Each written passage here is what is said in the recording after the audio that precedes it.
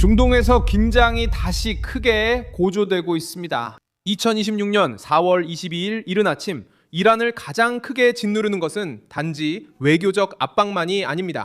전쟁이 갑작스럽게 다시 시작될 수 있다는 불안감입니다. 휴전의 정치적 붕괴 이후 이란 정권이 미사일을 숨기고 발사대를 이동시키며 공격 능력을 보존하려고 애쓰고 있다는 여러 뉴스와 보도가 나왔습니다. 미국의 폭격 재개 가능성에 앞서 이런 일이 있었습니다. 자세한 내용은 곧 말씀드리겠습니다. 계속 정확한 정보를 위해 채널 구독을 추천합니다. 실시간 정보와 최고의 저널리즘 퀄리티로 전해드립니다. 믿고 보세요. 밀손 알비스입니다. 지금 볼 수 있는 것은 정부가 마치 다음 공격이 일어날 수 있다고 믿는 듯이 행동하고 있다는 점입니다.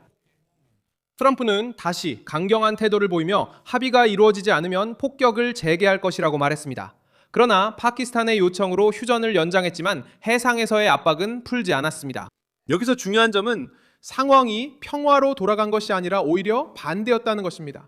휴전은 정치적 힘을 잃었고 신뢰는 사라졌으며 이란 정권은 시간을 벌어야 하는 사람처럼 행동하기 시작했습니다. 이 모든 일의 중심에는 누가 있을까요?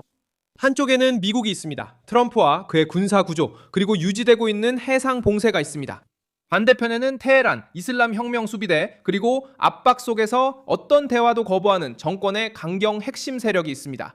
이란 지도부가 협상할 공간이 줄어들고 군사적 위협이 계속되고 있다는 것을 인식할 때 민감한 자산을 숨기는 것은 거의 자동적인 반응이 됩니다.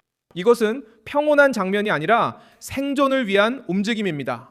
이 이야기의 핵심은 바로 그것입니다. 이란은 대응 능력을 잃을까 두려워하는 듯 행동합니다.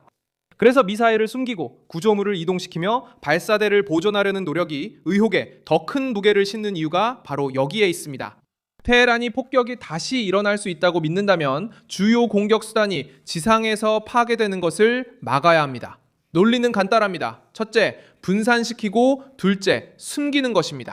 셋째, 미국이 새로운 공격에서 모든 것을 찾아내고 제거하는 것을 어렵게 만드는 것입니다.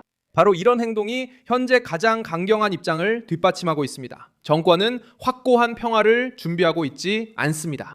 정권은 전쟁의 새 국면에서 살아남을 준비를 하고 있습니다.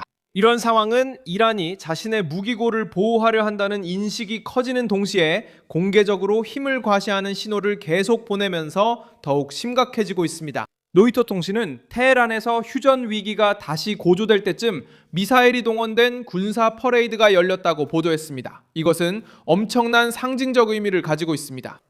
정권은 국내 대중과 전 세계에 자신들이 여전히 무장했고 굳건하며 대응할 준비가 됐다는 메시지를 전하려 합니다. 하지만 이런 과시 뒤에는 더 냉혹한 해석이 숨겨져 있습니다. 공공장소에서 그렇게까지 힘을 과시해야 하는 사람은 동시에 자신이 가장 소중하게 여기는 것을 지키기 위해 뒤에서 분주하게 움직이고 있을 수도 있습니다. 이 퍼레이드는 맞서겠다는 메시지를 전달합니다. 낙후에서의 움직임은 두려움을 전달합니다.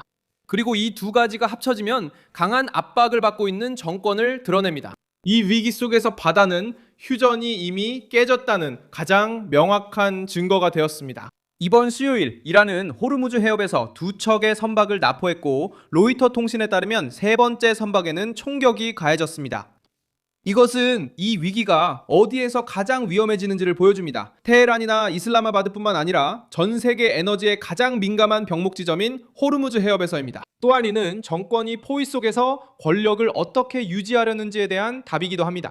그 정권은 호르무즈 해협을 압박 수단으로 사용하고 교역 흐름을 위협하며 여전히 세계의 중요한 항로에서 공포를 퍼뜨릴 수 있음을 보여줍니다.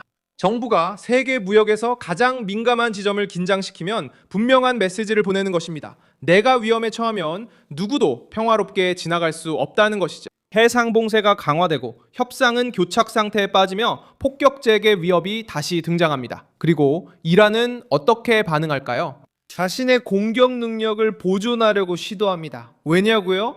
답은 간단합니다. 왜냐하면 이 정권은 미사일을 잃게 되면 미국과 그 동맹국들을 위협하고 보복하며 높은 대가를 치르게 할 수 있는 마지막 수단 중 하나를 잃게 된다고 이해하고 있기 때문입니다. 휴전이 끝나가는 시점에서 모든 것은 같은 그림을 가리킵니다. 테헤란은 안전한 출구가 있다고 믿는 것처럼 행동하지 않습니다. 테헤란은 방심하지 않으려고 서두르는 사람처럼 행동합니다.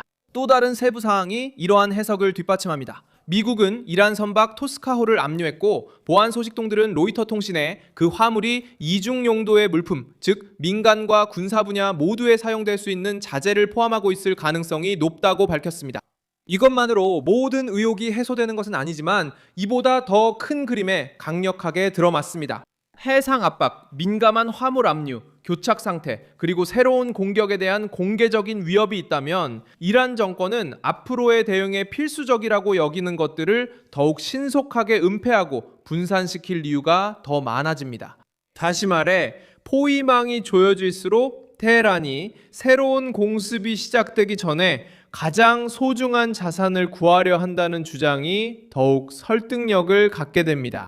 파키스탄의 중재 시도조차도 이러한 분위기를 보여주는데 도움이 됩니다. 이슬라마바드는 두 번째 협상 라운드를 원했고 트럼프로부터 휴전 연장을 받아냈지만 이란은 이를 실질적인 진전으로 바꿀 만큼의 확고함을 보여주지 못했습니다. 참여에 대한 의구심, 미국의 의도에 대한 불신, 그리고 봉쇄의 유지가 휴전을 겉으로만 있게 만들었습니다. 휴전은 처음부터 약했습니다. 그 결과 외교는 신뢰를 만들어내지 못하고 군사적 준비가 다시 중심을 차지하는 환경이 조성되었습니다. 협상 테이블이 안전을 보장하지 못할 때 벙커의 논리가 다시 더 힘을 얻게 됩니다. 대화가 설득력을 잃으면 숨겨진 미사일이 외교적 약속보다 더 중요해 보이기 시작합니다. 결국 지금 우리가 보는 것은 확고한 평화의 이미지를 주지 않는 이란입니다. 궁지에 몰린 정권의 이미지입니다. 의심이 많고 끊임없이 움직이고 있습니다. 휴전 붕괴 앞에서 이란 정권은 미사일을 숨기고 발사대를 이동시키며 공격 능력을 보존하려는 것으로 보입니다. 왜냐하면 미국의 폭격이 다시 시작될 수 있다고 믿기 때문입니다. 이제는 평온하게 기다리는 단계가 아니라 긴장된 준비 단계입니다. 아마도 이것이 모든 메시지 중 가장 강력할 것입니다. 테헤란이 이런 식으로 움직일 때 그 메시지는 안정이 아닙니다. 공식적인 발언이 보여주려는 것보다 전쟁이 더 가까이 있을 수 있다는 신호입니다. 이 영상에 좋아요를 눌러주시고 채널을 구독해주세요. 그리고 마지막에는 댓글도 확인하셔서 밀소날베스 커뮤니티와 더욱 활발하게 소통해보세요.